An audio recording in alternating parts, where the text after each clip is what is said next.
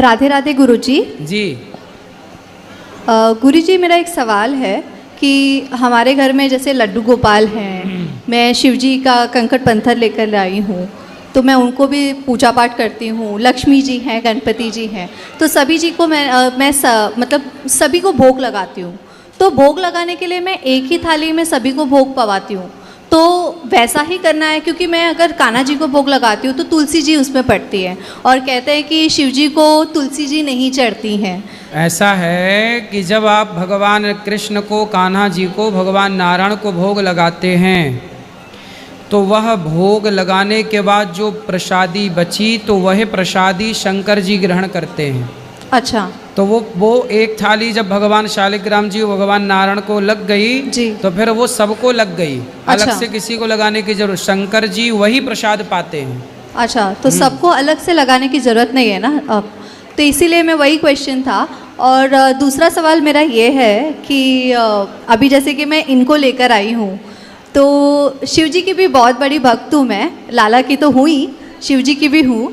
तो शिव जी मेरे वहाँ पे घर पे अकेले हैं, हम 3 जन ही हैं, मैं, मेरी पुत्री और मेरे हस्बैंड, हम 3 जन ही रहते हैं। तो वहाँ पे घर पे मैंने लॉक लगा करके आई हूँ, बट मेरा मन बहुत विचलित है नहीं, कोई बात नहीं, ठीक कि है। लक्ष्मी माता, गणेश जी हैं, मैं उनको कुछ दे नहीं पा रही हूँ। हम 1 हफ्ते से वृंदावन में हैं। तो कोई बात नहीं, भगवान देखो आपके भाव में होते हैं जी। भगवान कभी कैद नहीं होते कि आपको लगा कि ताला लगा दिए तो भगवान कैद हो गए। भगवान को कभी बंधन नहीं होता। भगवान जहाँ भाव से पुकारो वहाँ होते हैं।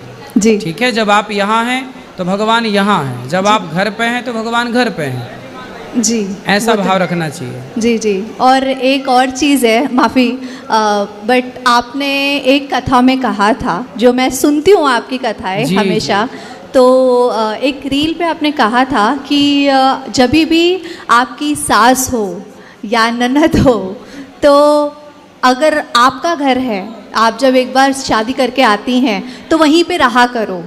कुछ भी हो जाए, भले ही कुछ भी हो जाए, कितना भी परेशानी झेलो, लेकिन आप वहीं पे रहो, उनके छाती पे मूंग डालो, जैसा कि आपने कहा था।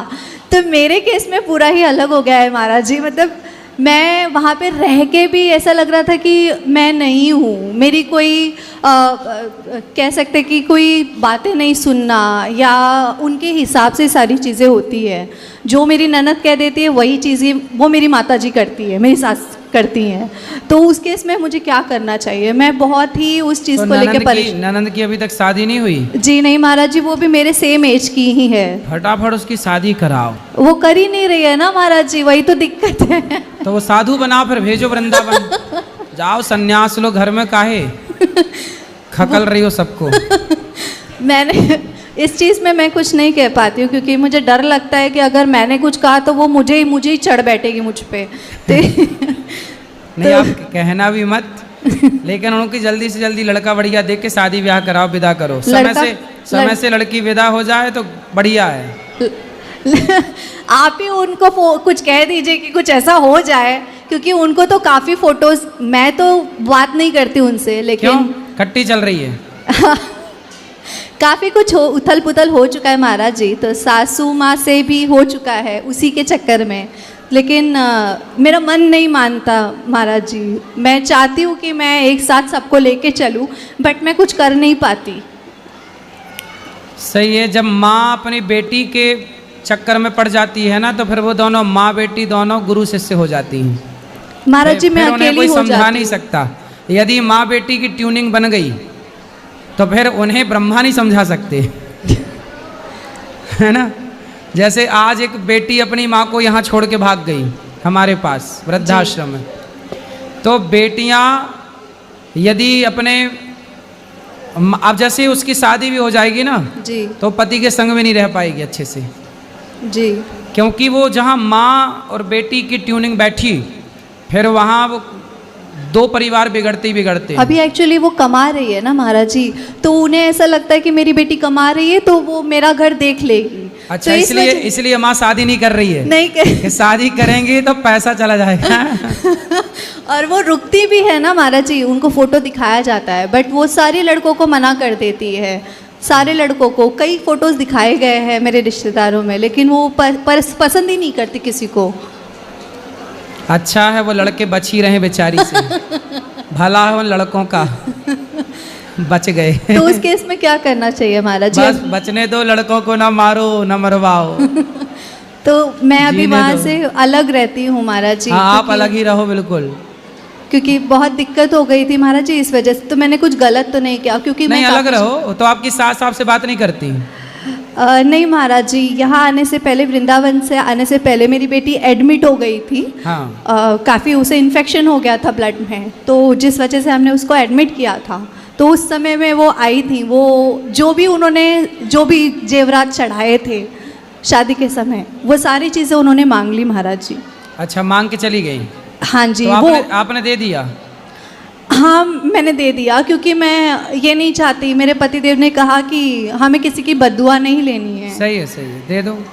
तो माँ लेके चल, माँ आई थी कि ननंद आई थी? माँ ने मांगा था। तो कितने आपके पति कितने भाई हैं?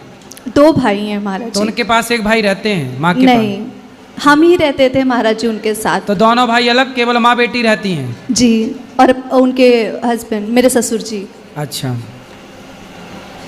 देखो ये होता है, स्त्रियां अपनी बेटी के पक्ष में अपने बेटों से बिगाड़ लेती हैं। बहुत सारा केस है ये, एक पहला ऐसा नहीं है। माँ को आजकल बेटे अच्छे नहीं लगते, बेटियां अच्छी लगती हैं।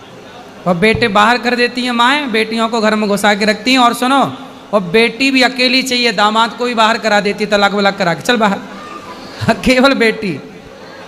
ये है, ये बहुत सारे केस हैं। ये माएँ, इसलिए तो कहते हैं भारत में जितने भी तलाक होते हैं 90% लड़की की माँ की गलती से होते हैं। लड़की की जो माँ है वो आजकल मंथरा का पूरा रोल निभा रही है। बट महाराज जी सब कहते हैं ना कि बहू खराब होती है, बहू खराब होती है। बहुएं खराब नहीं होती। लेकिन एक समय ऐसा भी आता है कि बहुओं को भी बोलना पड़ता है महाराज जी। जब तक हम ना बोले तो ऐसा लगता है कि नहीं ये गलत है, गलत है। वही तो, नहीं बोले तो पाकिस्तान चढ़े जा रहा था, बोले तो टुप्प ही टाप हो गया। बोलना पड़ता है जी। तो ये मैंने गलत तो नहीं किया ना महाराज नहीं, जी? आप सही किए। जी, राधे राधे, धन्यवाद महाराज जी। राधे राधे।